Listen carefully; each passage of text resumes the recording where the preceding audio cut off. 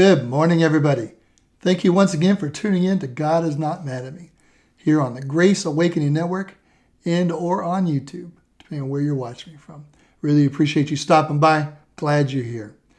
Don't forget that at the end of my show, there's all my contact information. If you like my content, have questions, want to dig deeper into some of the things I talk about, I welcome you to participate, to question me, to like, dislike, give me maybe topics you'd like me to explore for the future.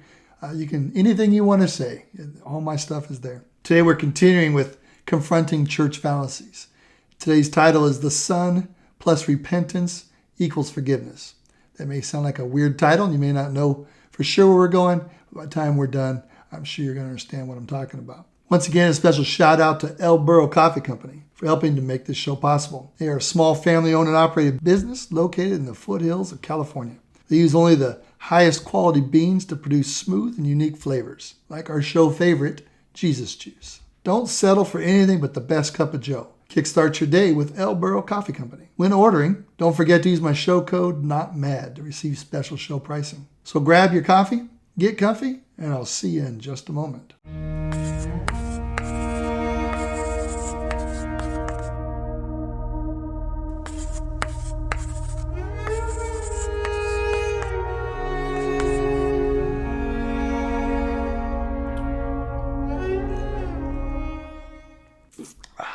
That's good stuff. I have three favorite subjects I like to teach on. First is the garden moment. That's episode 4. If you've been following along, or you can go back and watch it. It's where I teach on where Adam and Eve fell from grace, right? That's probably my most favorite. Today's topic is going to be the prodigal son. Second favorite, and of all of these, I don't know really if there really is an order, but prodigal son is definitely a favorite of mine. We're teaching that this week. And then next week, we're going to bring this whole series to a conclusion with teaching on communion. So it is, I've been waiting to get to these last two messages. It's been something I've wanted to do. I wanted to jump ahead many times. But here we are, and it's going to be hopefully enlightening for sure. So in anticipation of next week, I do invite you to come prepared with a glass of wine or grape juice, if you please, and a piece of bread. Maybe sit with your family, your loved ones, because we are going to start the day with coffee, and we're going to celebrate at the end with communion. So we probably all know the story. There was once this greedy, selfish pig of a son who forced his dad to give him his cut of the family riches.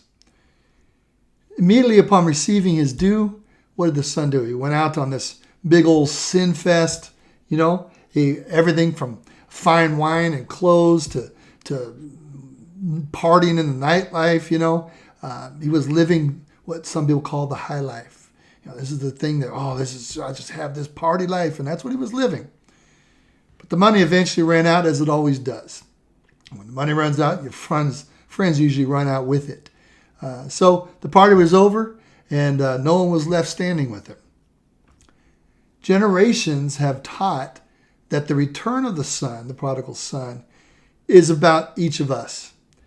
We're all sinners in the need to repent. We all need to repent, and we need to turn back to God. It's another show that we've done already towards the beginning of the series. But this one, the prodigal. Think about how many ministries, books are written on the prodigal. How many times we hear about the prodigal son came home, and we're so focused on the prodigal. Book titles, message titles, ministry names, etc. It's everywhere. We just think that the prodigal son is just the best story in the world. It is, but probably not for why most people believe and think. Usually, we take on the term prodigal because we're convinced that we are just like him. And so we'll name our ministry the prodigals or whatever, different things. And we focus our energy and resources on this wayward son. Week in, week out, we are taught that we are just sinners saved by grace. Again, I dealt with that in episode 4. And so we see ourselves in the story, this dirty, guilty, unworthy sinner. And so we feel we need to get back. We need to figure this out. We need to get our life right.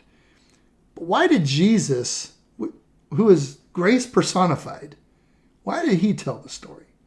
What's really going on here? Everything Jesus said, every story in there, it's a parable.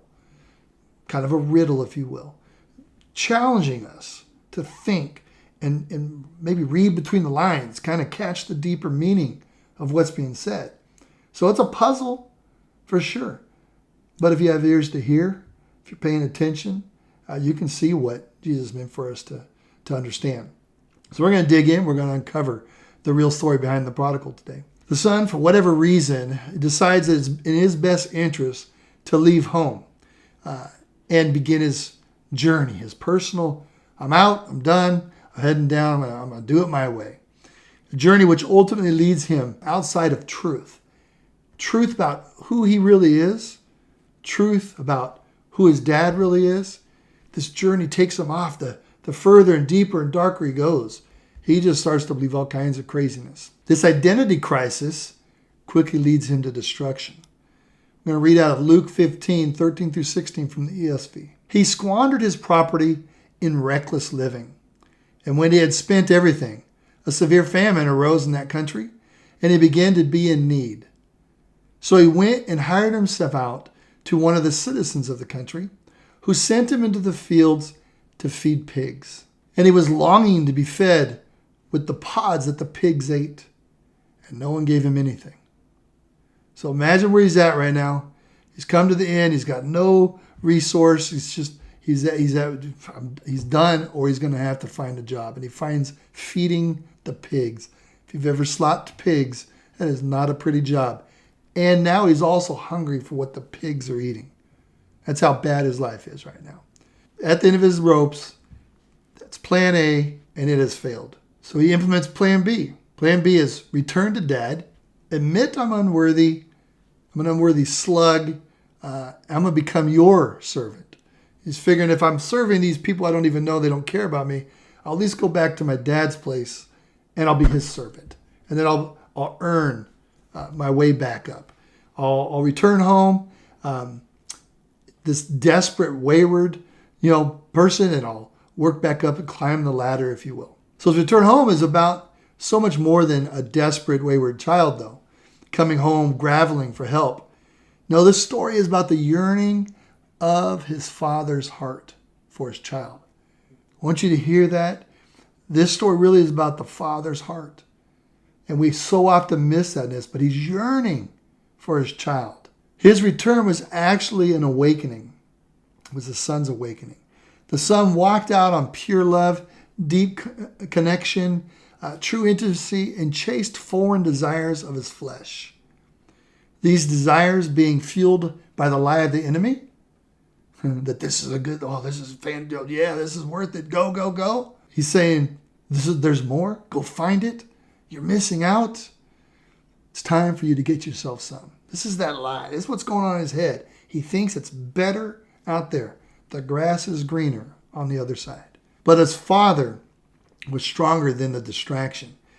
He wasn't intimidated by his intoxications, the despair, the degradation, and the confusion that was in his son's head. His father spent his days scanning the horizon, never losing hope, never giving up, and never judging. Got to catch this, what's going on. He's never given up, and he's never judging his son, yearning, watching for him to come home. He eagerly waited, anticipating. He's watching and he's anticipating. He's confident. The day's coming that my son is going to come in on that path. And so he's waiting for this return. He spent his days dreaming of it. I'm sure he was imagining how it's going to be. How would it feel to embrace his child again? This is what's going on in his head. This is what's going on in Dad's heart. He's focused on his son's return. I'm sure he played it out many, many times, day in and day out, and over and over again, what this day would look like. But he knew it would come. He knew that one day he would reunite with his boy. He knew that he would hold a feast. He also knew others, get this, including the older son, wouldn't understand. This is where we're going to start to really look at this, what really is happening in this moment. Because there's a consequence to his dad's desire, potentially. He also knew that accusations would come from the critics, that they would scoff, but he clung to the longing of his heart. Listen to verse 20 through 32 out of Luke 15. When he was still far off, his father saw him. Picture this for a minute. When he was still far off, his father saw him. Because he was what? Waiting, eagerly, anticipating, longing for this moment. And he sees him. There he is. My son is coming home. His heart pounding, he ran out, embraced him, and kissed him. So I want to pause here for just a minute. I want to set this scene. In the first century, Middle Eastern men never ran. Not because they were above that. Here's why. If he were to run, he would have to pick up his tunic, pick up his clothes, and pull them out because he would trip over it. And so he had to pick it up so he wouldn't trip. By doing this, he would consequently expose his bare legs, which was extreme cultural no-no. It was an extreme cultural no-no to expose his legs. It was humiliating and shameful for a man to show off his legs. So get this. His dad's yearning, longing, waiting, sees him way out there, and hikes up his clothes, and he's running to his son in front of the village. They're all watching. So this begs the question. If it was shameful for a man to run, why did his father do it with complete abandon? When his son appeared on the horizon, why? Why was it that important to him? Why would he run all the way out to his son? Could have waited till he came home. Still could have embraced him. Still could have welcomed him back. But he meets him. Another important clue here. To answer this, we need to understand two answers. We need to understand another cultural practice. The whole community knew of his son's decision to essentially turn his back on his father, squander his inheritance in debauchery. In the moment he stepped back inside the village border, the community would reject him. So the father, seeing that his son was far off in a distance, runs to him in order to get to his son before he was spotted by the villagers, before they can do the things they're wanting to do. He runs, shaming himself in order to get to his son before the community gets to him, in order to protect his son from the taunting, shame, humiliation, and rejection of the village. He shames himself to not let his son be shamed. That's an amazing, beautiful thing we need to understand. So the villagers would have most certainly followed him. They would have seen him running. He's shaming himself, but they're trying to figure out what's going on. They would have run after him, maybe just to taunt him and shame him as he's running. But the villagers would have followed. I mean, it's not like it's not Houston, okay? So they would have wanted to see what's going on, and they would have been ready to reject the son, reject the dad. They're going to reject everybody. But they witnessed something that's so incredible, something so unexpected. As they caught up to the father and the son, locked in loving embrace. Picture this. He runs to him and embraces him. And the villagers are coming up behind him, and that's what they see. This embrace of a father and the son probably just weeping, broken, maybe even kind of sagging, and just the father's holding him up, embracing him. That's the scene. This tired son and the excited dad in an emotional reunion. The wayward son accepted, not rejected. Wanted, not loathed, despite all he'd done. The villagers figured they would shame, and that's what they did. It was the cultural way. But they saw this loving embrace of acceptance, this loving embrace that says, you're home. I'm glad you're here. Now back to the story. That's the scene. The son starts his speech. He'd rehearsed it. He had it in his mind. He says, Father, I have sinned against God. I have sinned before you. I don't deserve to be called your son ever again. But the father wasn't listening. Picture this. Son's home. Dad, I'm sure, is crying. Son is weeping. Emotions are flying. The son's trying to, I'm not worthy. And he's trying to plead his case. And he's practiced it, rehearsed it because he wants back in, at least to be fed like the pigs. But the father wasn't listening. Papa doesn't care to hear our confession of sin. That's the important part of this whole story. The son conceived a plan for personal restoration, one where he'd start over from the bottom floor again. He'd work up, he'd labor, and back to his survival. He wasn't even sure he'd ever be called a son again. He'd be happy to just be on the property and at least be safe and secure and fed. But the father had taken it upon himself, the full shame that should have fallen upon his son. And clearly shows the entire community. Because he knew what he was doing to his son, but he also knew they'd all be watching. And so now the whole community watches this reunion. The father's, he knows they're watching and paying attention. And so he shows the community that his son is welcomed back home. No questions asked, no demands given. No, he doesn't care about anything but that he's home. That he's able to embrace his son again. So let's get back to the story. He was calling to his servants. This is the son's, I'm not worthy, I've sinned. His father wasn't listening. He's calling, as he's holding them, he's leaning over, calling to the servants. While the whole community was listening, he says, quick, bring a clean set of clothes and dress him. Put the family ring on his finger and his sandals on his feet. That's pretty interesting. What's the significance of each one? Well, the robe symbolizes forgiveness, covering shame. This gesture, especially in front of the household of the servants, is a public proclamation that the son's past is not even entertained. It's gone, doesn't exist, forgotten. His original status as a family member is unchanged.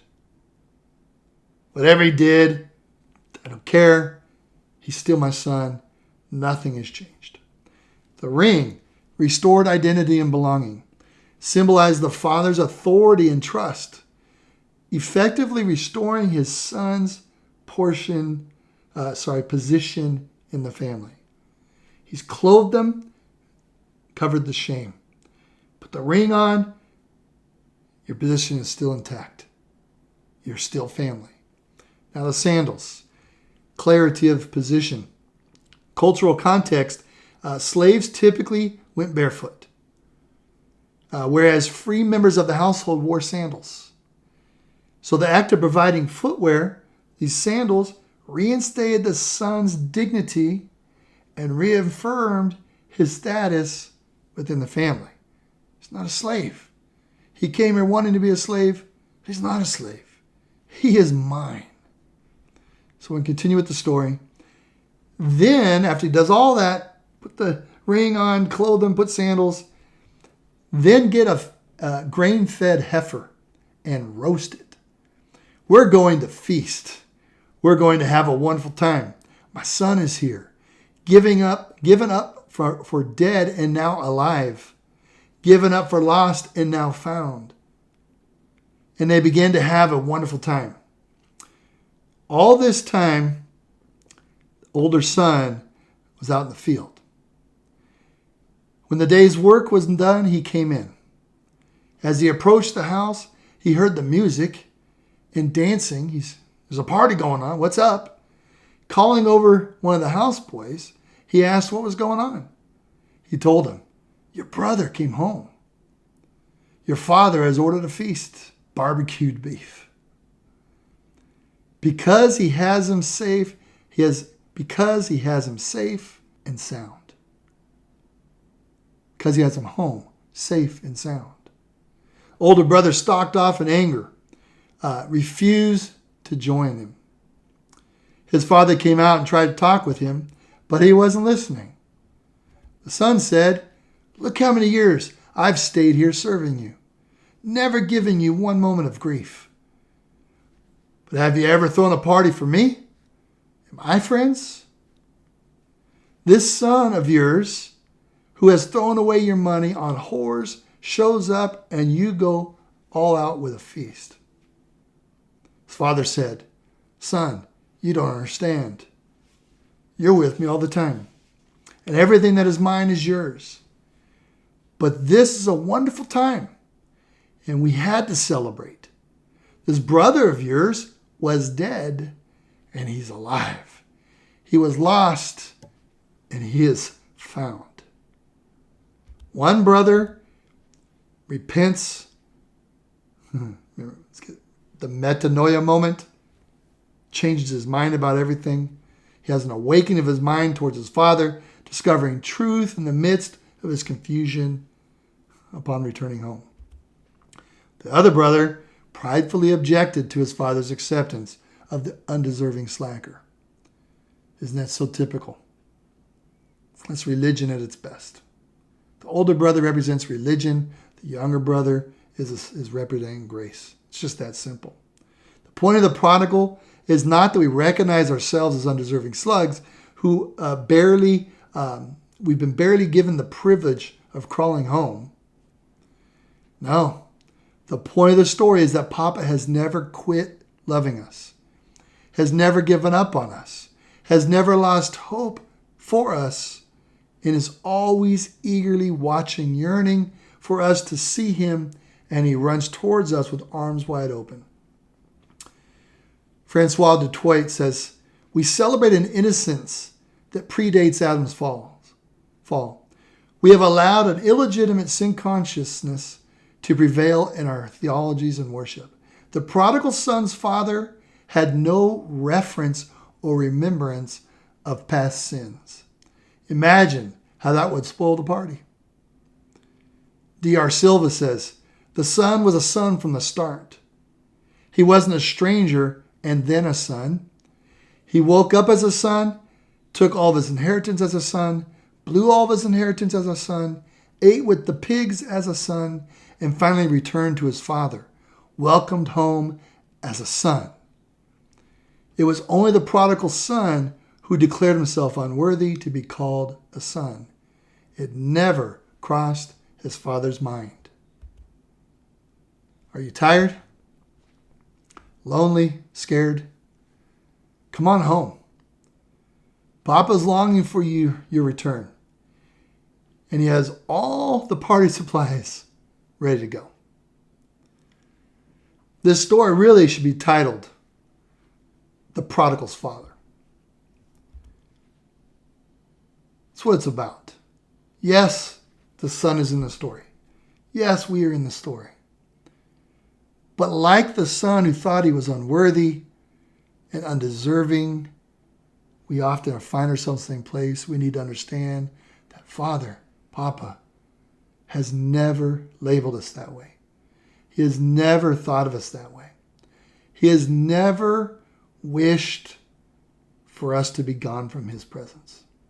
He's never seen us as such a horrible person, wasteful. He's never been mad that we don't understand and we go off on these crazy journeys. He hurts for us. He longs for us. He wants to embrace us. He wants us to embrace him back. That's an interesting point that sometimes I think sometimes we have to allow God to love us.